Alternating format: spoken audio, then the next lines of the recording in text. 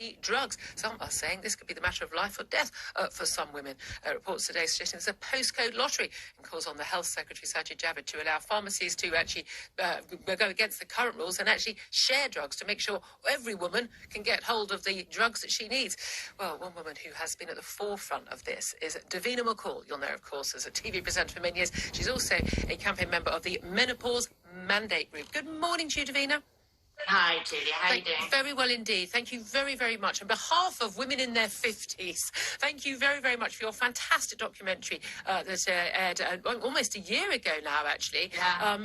Sex, Myths and the Menopause on Channel 4. And this was a groundbreaking documentary talking about HRT and the menopause and what happens to women. I think a lot of men learnt an awful lot, as well as a lot of women who perhaps didn't know what they were going through and hadn't been given any help. And this is about women getting hold of drugs which can change their lives. I mean, Jilia, what was frustrating about that documentary when it came out was that it became very apparent that we know nothing. I mean, we are so in the dark about something that happens to 52% of this population.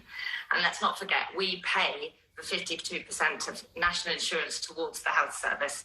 And literally, doctors do not learn about something that's going to happen to all of us that affects the whole of society.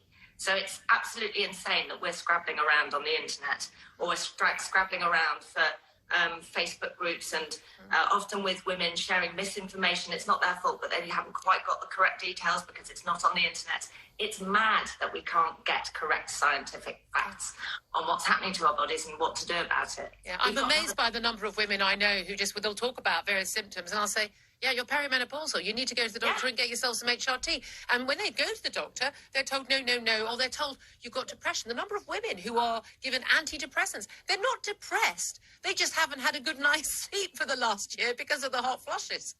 What's interesting, actually, because the NICE guidelines do actually say, and if a woman is wondering if she's perimenopausal and she wants to go and look up some symptoms, if you go to your GP and you are over 45, if you quote the NICE guidelines, they say if you're over 45 and you're feeling anxious or depressed, the first test should be given, you should be given HRT. Yeah.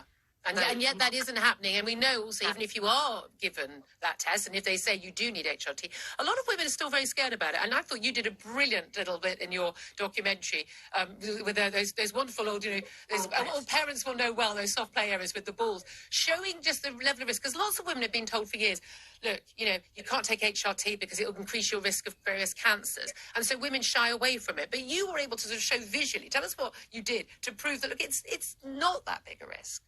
Well, what we wanted to show was the actual scale. So your risk, so 1 in 7 of us are going to get breast cancer anyway.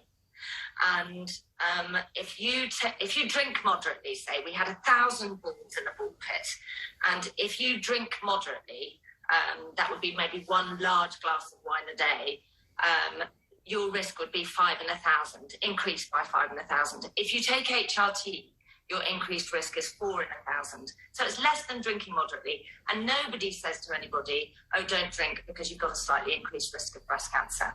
So that kind of puts it into perspective. When you look at HRT, we've got a new documentary coming out on Channel 4 about this on Monday night. When you look at the benefits of HRT, you have to weigh up the risk and the benefit. And in fact, for me, the benefits were far greater than the risk. And for most women, the trouble with this conversation, I know right now there'll be an awful lot of men going, oh, God, I don't want to hear about it. I'm eating my breakfast, love. What's the problem? And there'll be an awful lot of women, and a lot of women, of a certain age, people like me, like you, who would say, well, I don't want to flag up that I'm menopause. I don't want to flag up that I'm getting older. Getting older is a bad thing. And why are people so squeamish about something which, as you say, happens to half the population? Every single person listening right now. It happened to your mum. It's going to happen to you or to your wife, your girlfriend, your sister. It's going to happen to your daughters. It's going to every single family is going to go through this at some point. And yet people don't want to talk about it. Well, let's just put it into perspective, because even if it's not happening to you specifically, it's definitely going to be happening to somebody you know. Oh, my menopause is definitely happening to my husband. And the important thing, is, Julia, is that these people have to live with us, and they often are absolutely bewildered. It's a bit like when a woman gives birth. It's like they're powerless. They don't know what to do. They hate seeing the people that they love in pain. Children, teenagers are very affected by their mums' moods, their up and down, teachers, at work you're affected by people's mood. And often we don't even know what's happening to us. So it's very important that we share. And there is a perception, culturally, we need to change the way that women are viewed at our age, because we're extremely valuable. We're blooming good at our jobs. We really are really on it because we've got kids that have grown up and gone away.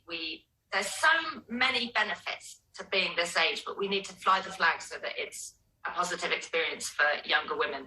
I just quickly wanted to say about the money aspect. You just had somebody on previously talking about the state of the economy and how hard life is for people. You know, we were made a promise by the government at the end of last year. I don't know if you saw, but we went to Parliament Square, we marched, and Caroline Harris did an amazing job of pushing through a legislation that prescriptions were going to be a one-time, once-a-year charge, because these prescription charges, they're a lot. And if you're taking 2 types of hormone, which most people do, then that's 2 prescription charges. And it still hasn't come through. It isn't that. And it only affects half the population. Well, there's also this issue of this postcode lottery as well. It's so great to talk to you. I think you've just been a fantastic campaigner on this issue, Davina. I know lots of women will be cheering you on. So Davina McCall, TV presenter, of course, and campaign member of Menopause Mandate. Thank you so much for joining us. I wish we had more time to talk to you. Let's